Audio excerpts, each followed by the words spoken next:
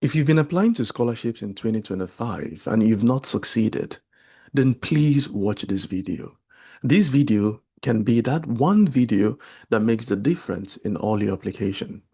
But before I talk more about this scholarship, I have two questions, and these two questions should determine if you should continue watching this video. First, do you have a bachelor's degree?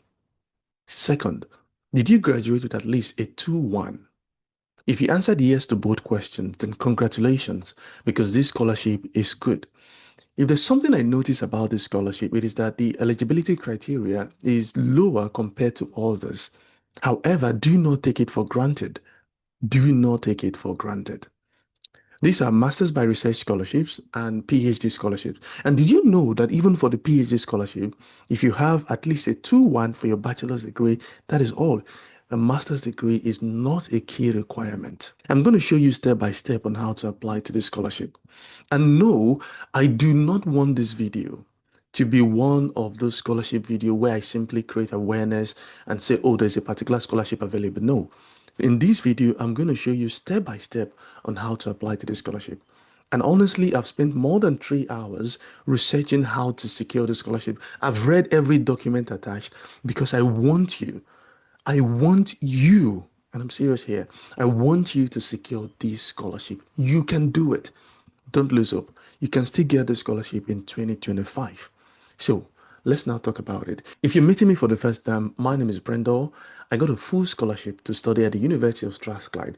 And even though I was not the typical best, I received this full PhD scholarship twice. And that helped me to see that you don't always have to be the best, but you have to be intentional. You have to be deliberate.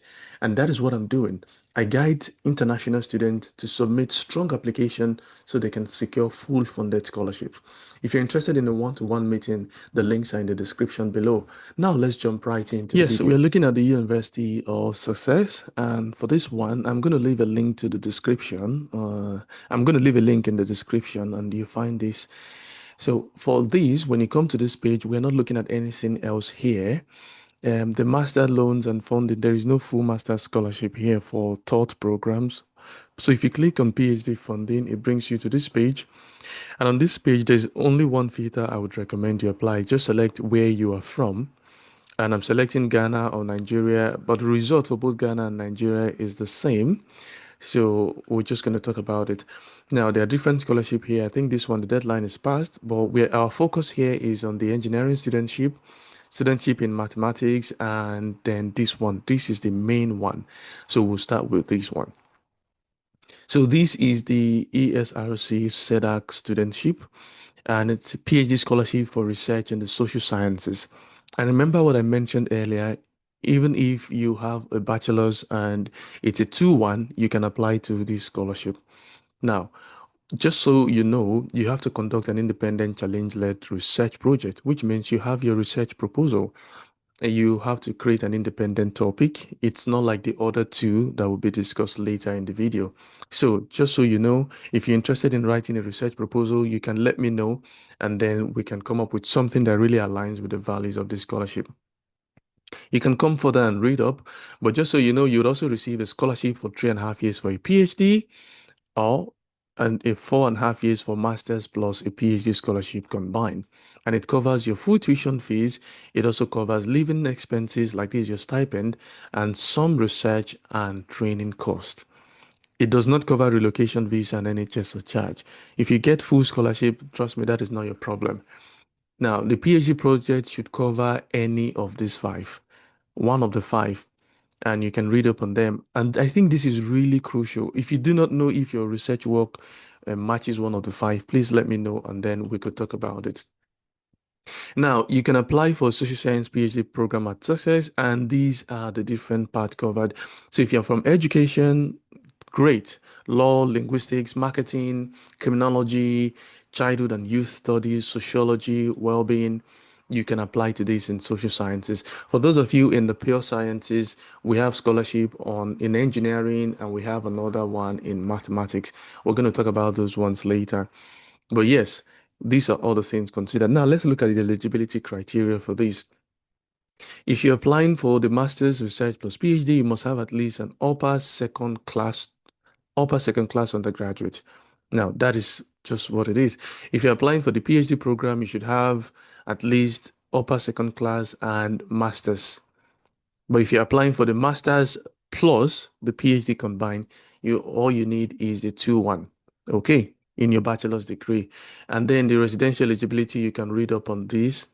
Um, there are other requirements here if you're looking at psychology method, master's by research, economics, development economics, master's.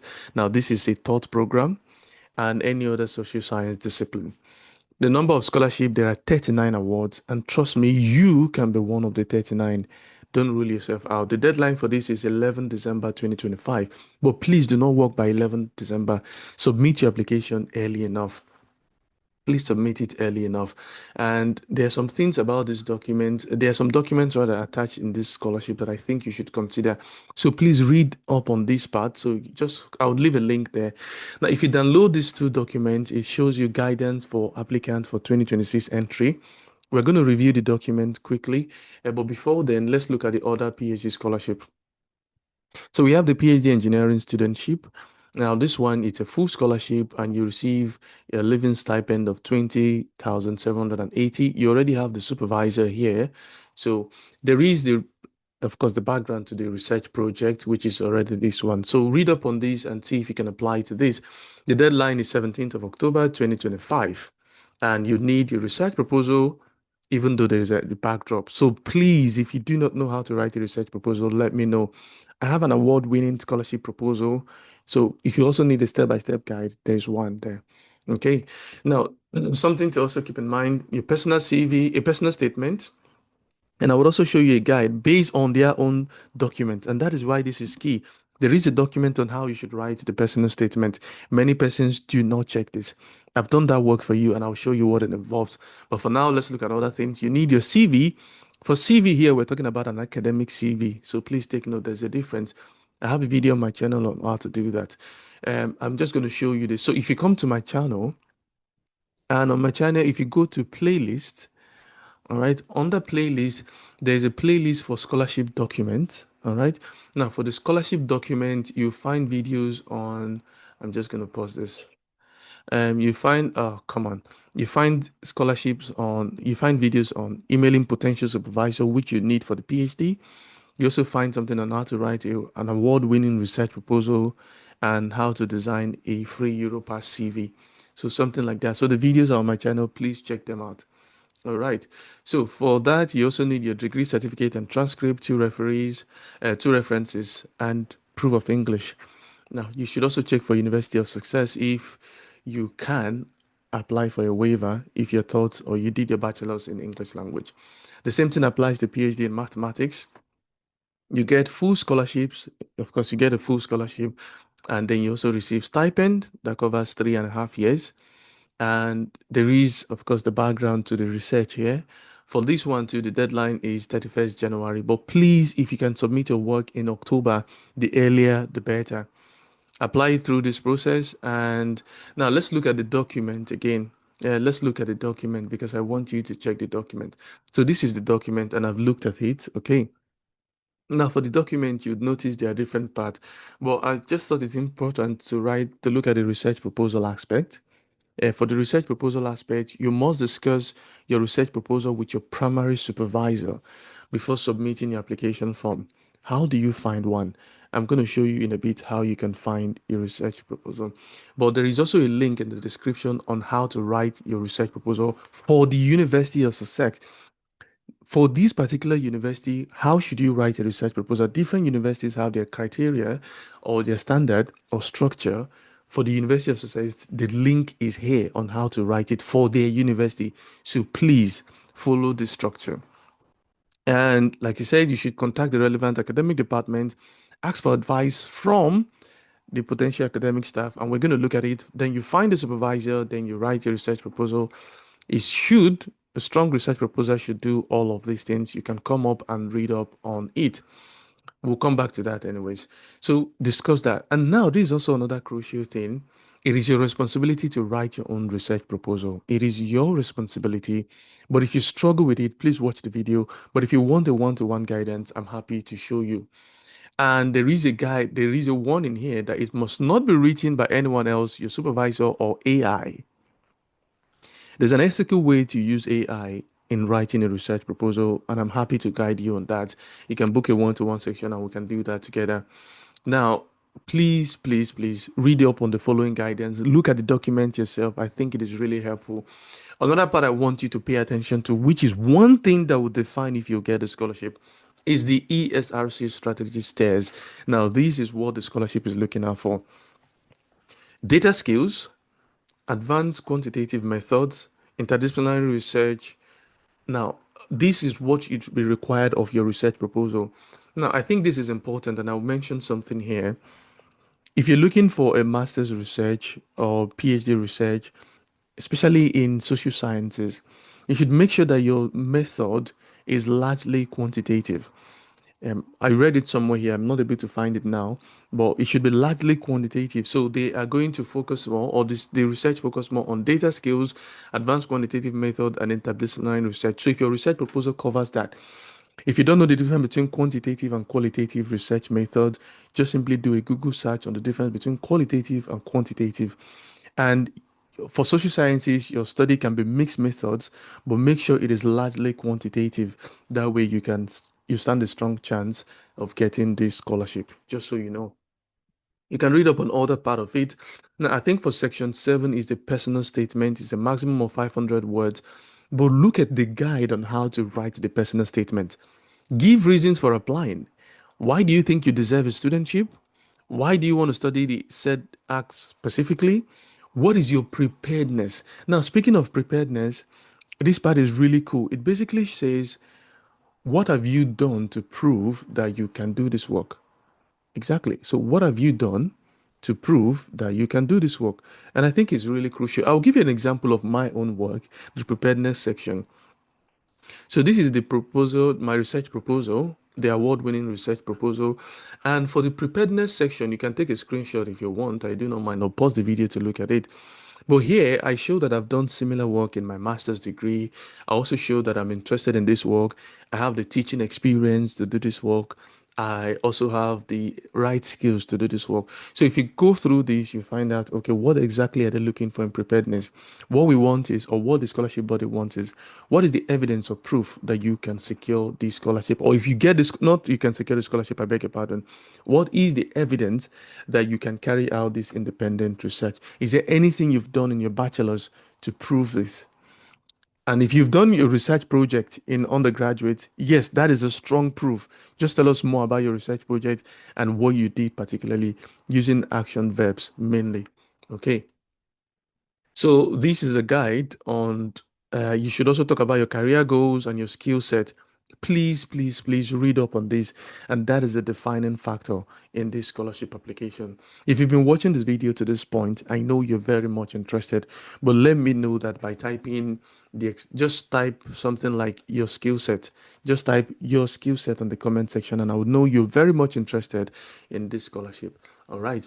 Now let's make progress. So that is the document. Please read up on it and just see the other part of it. For writing the research proposal, there is also a link there, and contacting a potential supervisor. Now let's talk about that. If you are to contact a potential supervisor, all you need to do is you have to go to the expert search page. Okay.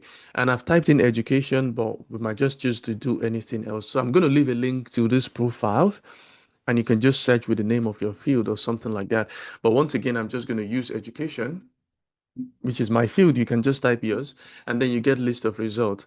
Now, you could read up on the profile of these persons, but one thing I noticed here during my research is um, the publications are not here. Their publications are not here, but you need their publication to know. But you can read up on it and you find their area of expertise. For example, this particular one, I've worked on a number of projects that involve inclusion and higher education pedagogy and the rest. Well, let's talk about this person. This is Barbara.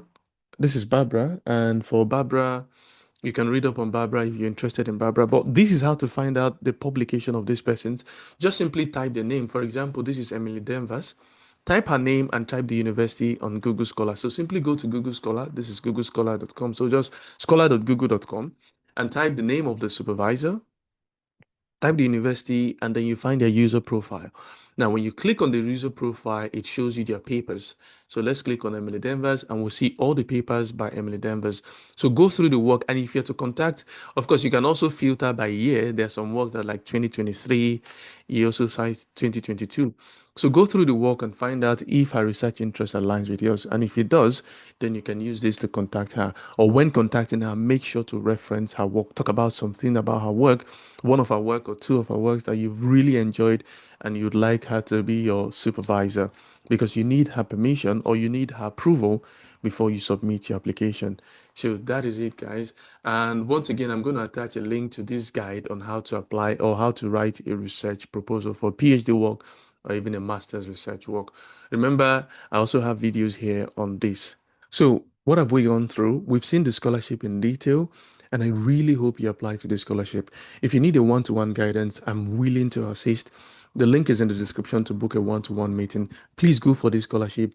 Prepare all your documents, read that document, the one attached, the one we reviewed, read it and find out if there's anything that is lacking, because you want to submit a strong application. Remember what I said at the beginning, you have to be intentional, you have to be strategic, and I really want you to get the scholarship. Once again, thank you for watching the video up until this point. Remember to like and subscribe and share it with anyone you think would be interested, and I wish you all the best in your scholarship application.